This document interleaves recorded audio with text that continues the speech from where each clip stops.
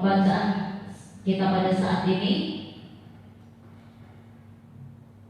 Amos 5 ayat 4. Ya, sekali lagi Amos pasal yang kelima ayat 4 sampai ayatnya yang ke-6. Lain memberikan judul yaitu Jalan Menuju Hidup. Sebab beginilah firman Tuhan kepada kaum Israel, carilah aku maka kamu akan hidup. Janganlah kamu mencari Betel, janganlah pergi ke Gilgal, dan janganlah menyeberang ke Beersheba, sebab Gilgal pasti masuk ke dalam pembuangan dan Betel akan lenyap. Carilah Tuhan maka kamu akan hidup, supaya jangan ia memasuki keturunan Yusuf keturunan Yusuf bagaikan api yang memakannya habis dengan tidak ada yang memadamkan bagi Betel. Puji Tuhan, Bapak Ibu Saudaraku yang dikasihi oleh Tuhan. Hari ini kita bersama-sama sudah membaca firman Tuhan yang berbahagia mereka yang mendengarkan serta melakukan kebenaran firman Tuhan. Bapak Ibu Saudaraku yang dikasihi oleh Tuhan kita Yesus Kristus, setiap dari kita pasti menginginkan yang namanya pemulihan. Nah, Bapak Ibu Saudaraku yang dikasihi oleh Tuhan, apalagi dalam situasi orang dalam keadaan sakit, ya, pasti menginginkan sakit ya secara jasmani atau fisik. Pasti pemulihan itu adalah sangat diidam-idamkan. Nah, Bapak Ibu saudara-saudaraku yang dikasihi oleh Tuhan kita Yesus Kristus, begitu juga dalam kehidupan kita ketika kita menjalani hidup ini. Ketika kita menjalani hidup ini, pasti kita punya kerinduan di mana kita ingin pulih, ya.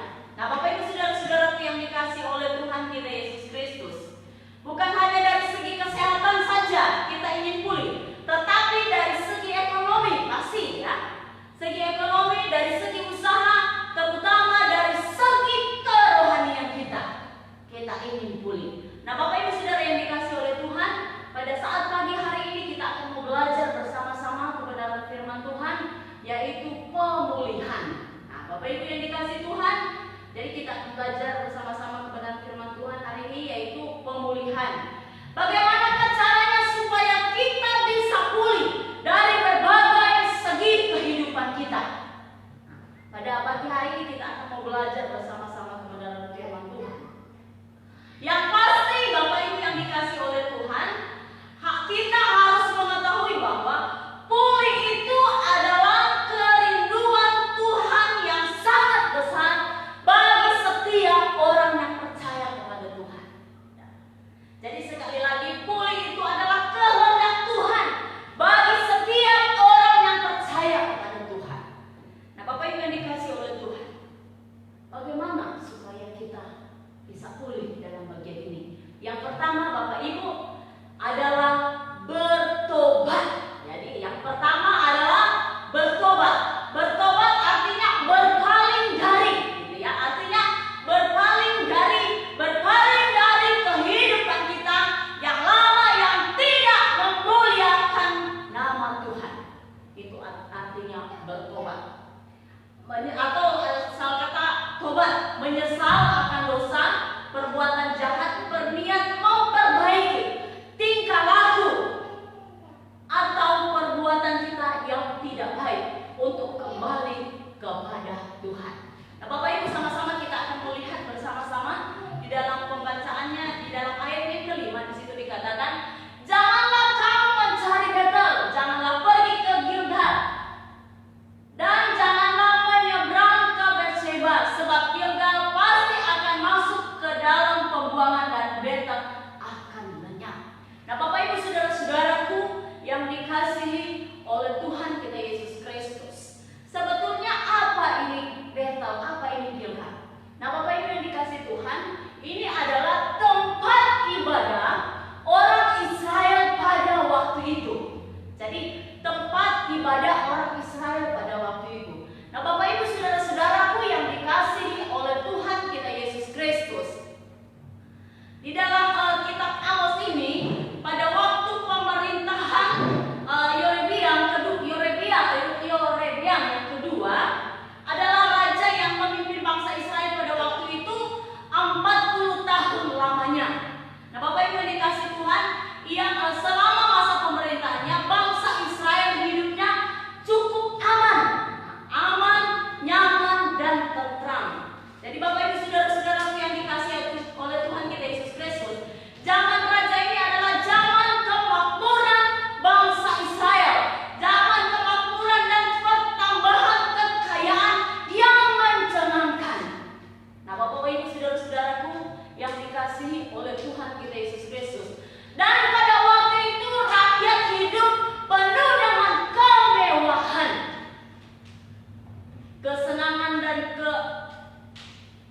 dan penguasaan diri yang ada pada waktu itu cukup luar biasa. Nah, Bapak Ibu saudara-saudara yang dikasihi oleh Tuhan kita Yesus Kristus, tetapi di tengah-tengah situasi hidup nyaman, hidup tenang, mereka menindas orang-orang yang lemah. Pada waktu itu Bapak Ibu yang dikasihi oleh Tuhan, orang-orang kaya semakin kaya, orang-orang yang miskin semakin miskin. Jadi peristiwa yang ada pada waktu itu, orang-orang Israel yang ada pada waktu itu Bapak Ibu yang dikasihi oleh Tuhan, mereka hidup makmur, tetapi sangat disayangkan dalam keadaan kondisi aman, nyaman, tentram, mereka lupa kepada Sang Pemberinya, yaitu Tuhan. Nah, Bapak Ibu saudara-saudaraku yang dikasihi oleh Tuhan kita Yesus Kristus, kita melihat di sini bahwa dalam kitab Amos ini latar belakang bangsa Israel, di mana di dalam pasalnya yang kelima ayatnya yang keempat ini dikatakan di dalam Alkitab, janganlah kamu ke Betel. Kenapa Allah begitu melarang mereka pergi ke Betel, sementara itu adalah tempat ibadah bangsa Israel? Ada apa? Nah, Bapak Ibu saudara yang dikasihi oleh Tuhan kita Yesus Kristus, ternyata dalam latar belakangnya waktu itu tempat ibadah bangsa Israel mereka sudah jadikan tempat di mana penyembahan berhala. Mereka buat tempat ibadah menjadi tempat penyembahan berhala. Nah, Bapak Ibu saudara yang dikasihi oleh Tuhan, peristiwa yang terjadi pada waktu itu bukan cuma iman-iman yang terlibat juga di dalamnya, bahkan raja juga terlibat di dalamnya. Sehingga Bapak Ibu, tindakan orang Israel pada waktu itu sangat menyakitkan hati Tuhan. Ketika Tuhan melihat keadaan situasi seperti ini, hati Tuhan hancur melihat umat Tuhan seperti ini. Nah, Bapak Ibu saudara-saudara yang dikasihi oleh Tuhan kita Yesus Kristus, kehidupan moral pada waktu itu rusak.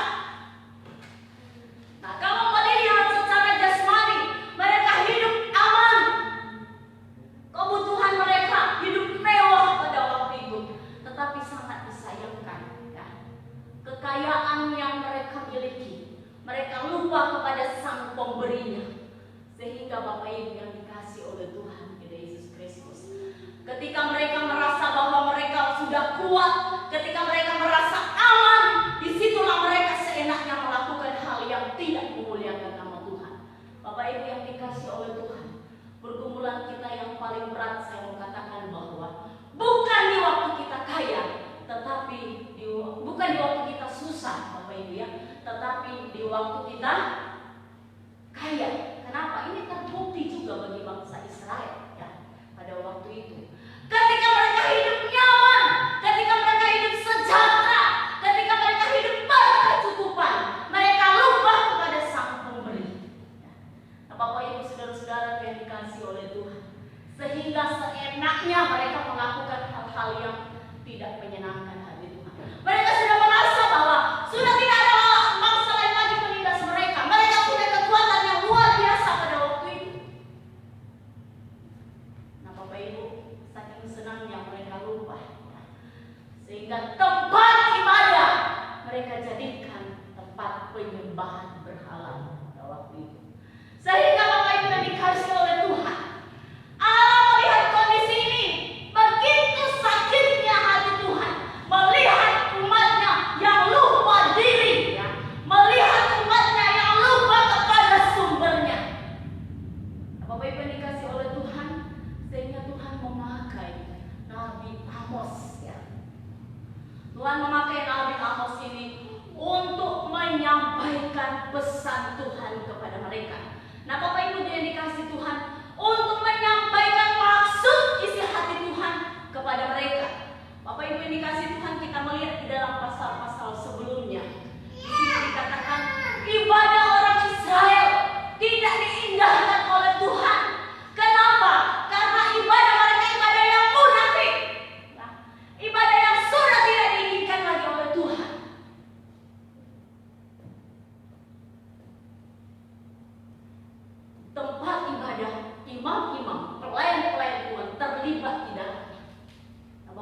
saudara-saudara yang dikasihi oleh Tuhan, ini dalam keadaan apa? Dalam keadaan nyaman, dalam keadaan tentram, dalam keadaan tenang, sudah tidak ada masalah.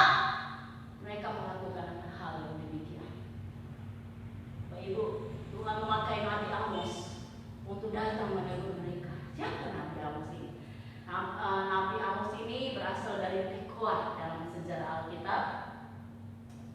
Ya, kira-kira dari tempat Nabi Amos ke tempat Israel ini sekitar 19 km. Bapak Ibu Saudara yang dikasihi oleh Tuhan, nah Nabi Amos ini Bapak Ibu latar belakangnya dia seorang pemburu. Dia seorang pemburu hutan dan dia seorang pembala juga, kambing domba. Dia tinggal di hutan, tetapi dia orang yang cukup dekat dengan Tuhan.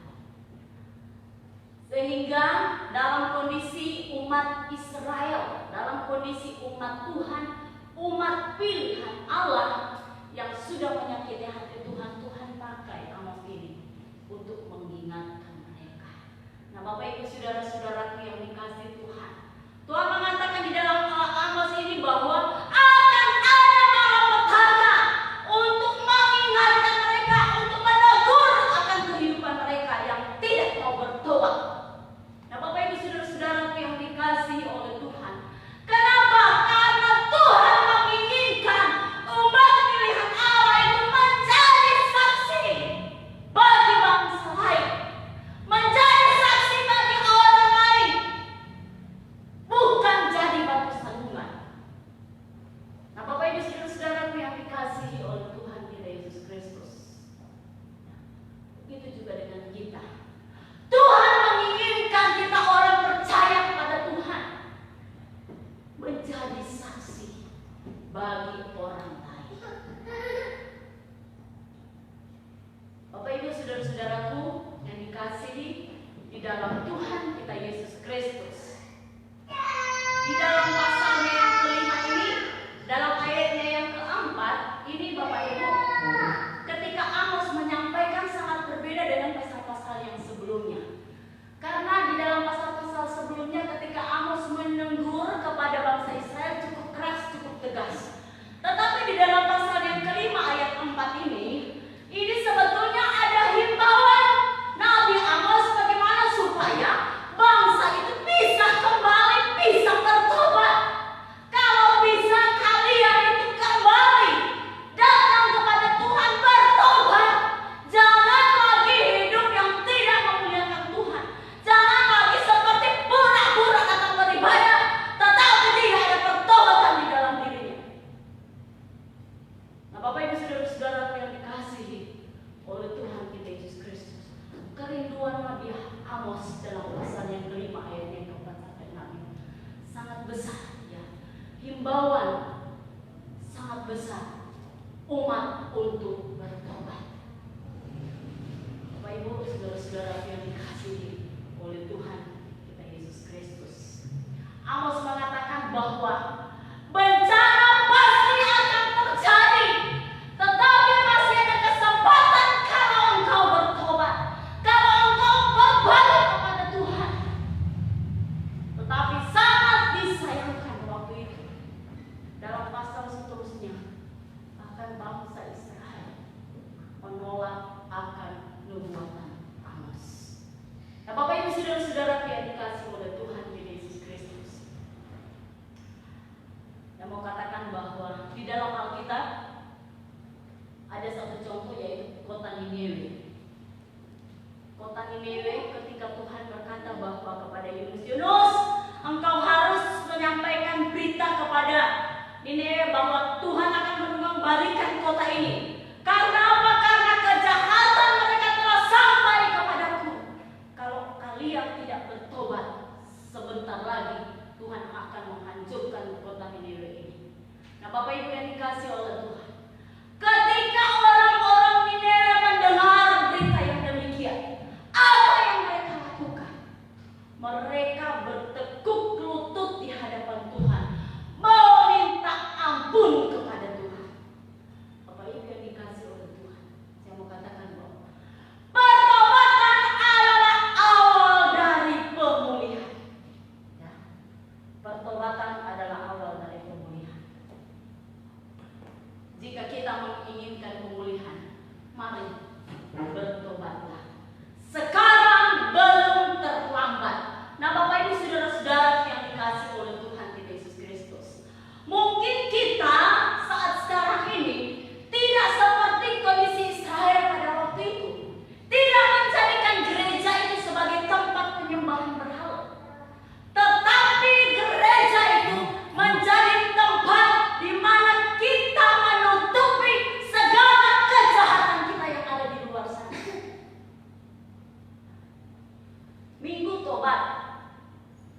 kumat.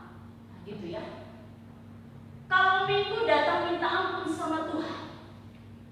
Kalau Senin kumat lagi. Nah, ada begitu banyak orang yang percaya kepada Tuhan. Ya. Di luar sana, di luar hari Minggu, di luar ibadah, melakukan hal-hal yang tidak baik. Seolah-olah datang di tempat ibadah hanya sekedar menutupi segala kebusukan di luar sana. Bapak Ibu yang dikasih oleh Tuhan. Tuhan tidak menginginkan pertobatan yang pura-pura. Tuhan menginginkan pertobatan yang sungguh-sungguh di hadapan Tuhan. Kalau engkau bertobat, engkau datang kepada Tuhan, menyerahkan diri hidupmu kepada Tuhan, saya mau katakan pemulihan akan terjadi dalam hidup. Bapak Ibu saudara-saudara yang dikasih oleh Tuhan, ada begitu banyak orang-orang sekarang, orang Kristen yang percaya kepada Tuhan. Kadang-kadang zaman sekarang dikatakan zaman kasih karunia, tetapi sangat digunakan kasih karunia itu. Merasa bahwa masih ada waktu, masih ada kesempatan, dan terus melakukan hal yang tidak baik. Sudah berjina di luar sana, datang beribadah minggu, hanya menutupi kebusukan kita di luar sana. Bahkan melayani lagi. Buat penipuan dan lain sebagainya. Fitnah. Tidak ada pertobatan di dalam hidupnya. Seolah-olah datang ke gereja, tidak ada apa-apa. Tidak ada perubahan dalam dirinya. Nah, Bapak Ibu saudara yang dikasih oleh Tuhan, Tuhan menginginkan kita bertobat dengan sungguh-sungguh. Pertobatan yang Tuhan inginkan bukan pertobatan yang pura-pura, pertobatan yang sungguh-sungguh di hadapan Tuhan. Tuhan menginginkan bahwa orang yang percaya kepada Tuhan menjadi berkat bagi orang lain. Kita itu menjadi contoh. Nah, ketika di luar sana, ketika kita ada di rumah kita benar-benar jadi berkat. Jangan sampai Bapak Ibu, Minggu Bapak Ibu datang ke gereja, Senin Bapak Ibu melakukan hal yang tidak baik di luar sana, berzina, memfitnah, membohong, menipu. Datang ke gereja bukannya bertobat, maka malah semakin parah. Ke gereja hanya menutupi kebusukan kita di luar sana, kemunafikan kita di luar sana. Bapak Ibu, ibadah seperti ini, ibadah yang tidak diinginkan oleh Tuhan. Tuhan menginginkan kita ketika kita datang kepada Tuhan dengan hati yang hancur, pertobatan yang sungguh-sungguh, yang benar-benar berbalik dari kehidupan yang tidak memuliakan Tuhan itu. Bapak Ibu, saudara-saudara yang ada di tempat ini, yang ada di rumah, masing-masing yang menyaksikan acara ini, saya mau katakan, bisa saja COVID-19 ini adalah teguran Tuhan buat kita. Kita tidak mengatakan hal-hal yang lain, tetapi banyak cara Tuhan untuk mengingatkan kita untuk bertobat, gitu ya. Banyak cara Tuhan untuk mengingatkan kita untuk kembali. Bisa saja ini mengingatkan kita. Cara Tuhan membuat kita supaya kita kembali kepada Tuhan untuk lebih lagi.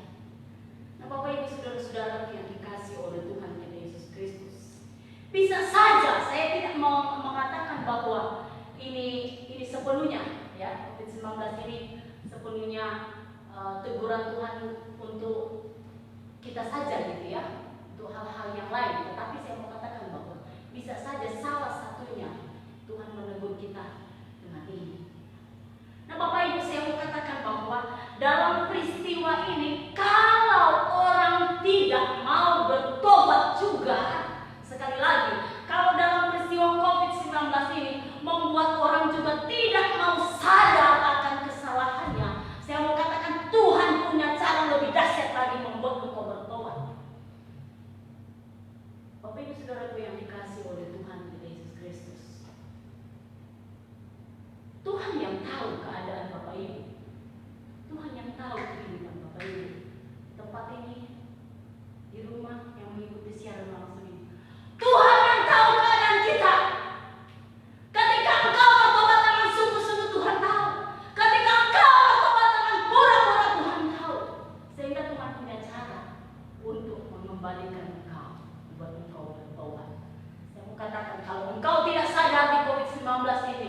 untuk berkata, Tuhan ini saya, ampuni saya mau kembali kepada Tuhan.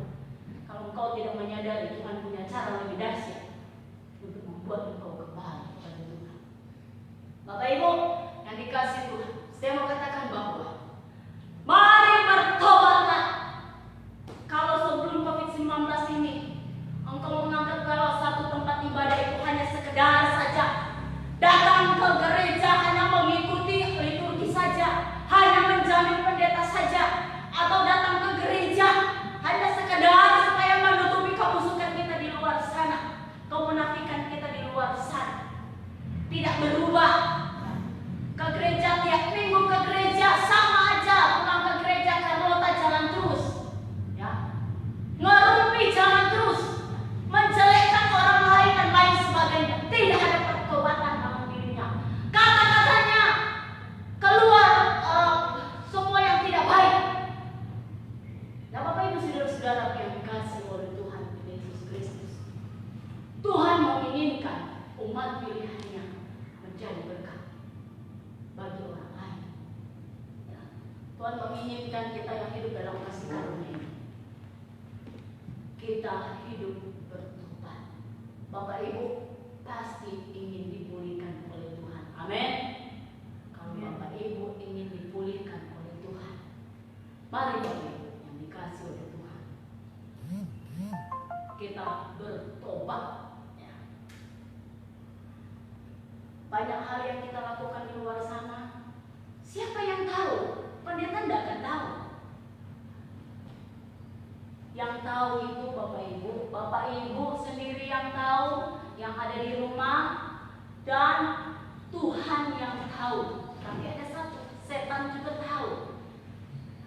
Nah, Bapak Ibu saudara-saudaraku yang dikasihi oleh Tuhan kita Yesus Kristus, sekarang belum terlambat. Ingat ya, belum terlambat. Mari kita datang, katakan, Tuhan ampuni saya. Kalau selama ini sebelum COVID-19 ini saya itu agak cuek dengan pertobatan saya, pertobatan yang asal. Minggu datang ibadah, Senin judi, ya. Minggu datang ibadah, Senin berzina. Minggu datang ibadah, Senin melakukan hal yang baik, hal yang tidak baik. Senin, Selasa, Rabu sampai Sabtu, seolah-olah main-main datang kepada Tuhan. Nah, Bapak Ibu saudara-saudara yang dikasih oleh Tuhan Yesus Kristus, Tuhan tidak inginkan akan hal yang demikian, dan ibadah yang seperti itu Tuhan tidak suka. Tuhan mau benar-benar kita membuka hati kita, pertobatan yang luar biasa, pertobatan yang benar-benar berbalik kepada Tuhan, ya. Bukan pertobatan yang baru kita percaya kepada Tuhan, pertobatan ketika kita percaya kepada Tuhan, benar-benar kita tunjukkan, Ibu ya, tunjukkan kita bahwa inilah saya orang yang sudah bertobat, sudah hidup di jalan Tuhan, menjadi berkat bagi orang lain. Itu yang pertama. Dan yang kedua, Bapak Ibu, kita akan melihat bersama-sama di dalam ayat yang keempat, bagian yang terakhir dikatakan, carilah aku maka kamu akan hidup. Ayatnya yang keenam, bagian A dikatakan, carilah Tuhan maka kamu akan hidup. Jadi Bapak Ibu yang dikasih oleh Tuhan kita Yesus Kristus, saya mau katakan bahwa pemulihan yang pertama bertobat, yang kedua carilah Tuhan, ya. Cari Tuhan. Bapak Ibu yang dikasih oleh Tuhan, di sini cari Tuhan adalah mengusahakan yang baik dan menjauhkan yang jahat. Itulah yang membawa orang kepada kehidupan yang sejati. Jikalau umat itu mau mencari Tuhan, ya, yang dimaksudkan oleh Amos, jikalau umat itu mau mencari Tuhan, sekelompok sisa saja mau mencari Tuhan, pasti akan diselamatkan oleh Tuhan dari malapetaka. Nah, Bapak Ibu saudara-saudara yang dikasihi oleh Tuhan kita Yesus Kristus, di dalam hidup ini mencari Tuhan setiap hari diperlukan untuk menerima terus kasih karunia. Dan Bapak Ibu, kasih karunia-Nya, saudara yang dikasih oleh Tuhan, kita mestinya khawatir jikalau kita mulai mengabaikan doa kita, mengabaikan renungan akan kebenaran firman Tuhan. Mari Bapak Ibu yang dikasih oleh Tuhan kita Yesus Kristus, jadi dalam bagian ini kedua mengatakan kepada bangsa Israel, sebelum musibah ini datang masih ada kesempatan untuk bertobat. Masih ada kesempatan untuk mencari Tuhan. Nah, Bapak Ibu yang dikasih oleh Tuhan kita Yesus Kristus, Tuhan menginginkan supaya kita terus mencari Tuhan. Karena ketika kita mencari Tuhan, janji-janji Tuhan kepada orang yang terus mencari Tuhan adalah yang menjanjikan suatu kehidupan. Terus mencari Tuhan, apapun keadaan, ya, Bapak Ibu. Ketika Amos mengatakan akan hal yang demikian kepada bangsa Israel, bahkan di sini dikatakan, janganlah kamu mencari, janganlah kamu pergi ke Betel, janganlah kamu pergi ke Gilgal, janganlah kamu pergi ke sana. Seolah-olah ke sana kalian mencari Tuhan, tetapi sebetulnya kalian ke sana mencari, menyembah berhala. Nah, Bapak Ibu saudara-saudaraku yang dikasihi oleh Tuhan kita Yesus Kristus, ya. Saya mau katakan bahwa mari kita mencari Tuhan dalam keadaan situasi saat sekarang ini, ya. Saya mau katakan tidak ada lagi yang bisa kita pegang, ya. Dalam situasi ini salah satu kita bersyukur bahwa Tuhan mengajari kita untuk kita benar-benar mencari wajah Tuhan. Kita benar-benar mencari Tuhan. Kenapa Bapak Ibu yang dikasih oleh Tuhan? Mungkin dulu sebelum COVID-19 ini Bapak Ibu, ya, susah untuk mencari Tuhan. Karena apa? Karena kebutuhannya sudah terpenuhi. Ada apa-apa tinggal gampang cari apa? Cari ATM. Tinggal gampang tinggal cari apa? Cari dokter. Tinggal gampang tinggal cari apa? Cari yang ahli, yang bisa mengobati kita yang ada di dunia ini. Susah kita untuk mencari Tuhan. Bapak Ibu saudara-saudara yang dikasih oleh Tuhan, dalam bagian ini, kalau kita ingin pulih, Tuhan ingatkan kita. Kita mencari Tuhan supaya apa? Kita hidup. Bapak Ibu saya mau katakan, kalau Bapak Ibu ingin hidup usahamu, kalau Bapak ingin rumah tanggamu hidup, kalau Bapak Ibu ingin usahamu hidup, mari kita mencari. Jangan cari dukun, ya. Dalam keadaan seperti ini kadang-kadang berlindung, ada juga yang pergi ke dukun untuk minta perlindungannya. Kita memang harus menjaga kesehatan kita dalam situasi ini, menjaga kebersihan. Tetapi Bapak Ibu saya mau katakan bahwa perlindungan yang sejati dalam hidup kita itu adalah Tuhan. Kita terus mencari Tuhan dalam hidup kita. Ini ketika rumah tangga kita dalam keadaan berantakan saat ini, usaha kita yang sudah mulai, saya mau katakan saat ini, COVID-19 ini semuanya terganggu, ekonomi seluruhnya terganggu. Tetapi Bapak Ibu saya mau katakan, Tuhan bisa dan gampang saja memulihkan semuanya itu. Tetapi Bapak Ibu, Tuhan sedang melihat kita. Apakah dalam hidup kita ada pertobatan yang sungguh di hadapan Tuhan? Apakah kita terus mencari Tuhan? Saya percaya ketika Bapak Ibu melakukan kedua hal ini, pemulihan Tuhan akan Tuhan nyatakan dalam hidup kita. Tuhan akan nyatakan bagi kita, bagi pribadi kita, bagi usaha kita, bagi rumah tangga kita. Puji Tuhan. Amin firman Tuhan. Kita berdoa untuk firman Tuhan. Kita berdoa. Tuhan, terima kasih Tuhan. Kami bersyukur untuk kebenaran firman Tuhan yang kami dengarkan pada saat ini. Biar kebenaran yang kami dengarkan meneguhkan kami, menguatkan kami di tengah-tengah situasi, di tengah-tengah kondisi yang ada pada saat ini. Mengalami tekanan hidup yang begitu berat. Namun Tuhan, kami bersyukur karena Engkau mengingatkan kami kembali. Kalau kami ingin dipulihkan oleh Tuhan, dipulihkan dari berbagai kesulitan ini, Tuhan menginginkan supaya kita bertobat.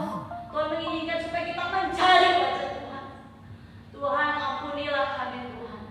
Kalau selama ini pertobatan kami, pertobatan yang pura-pura di hadapan Tuhan, ampunilah kami Tuhan.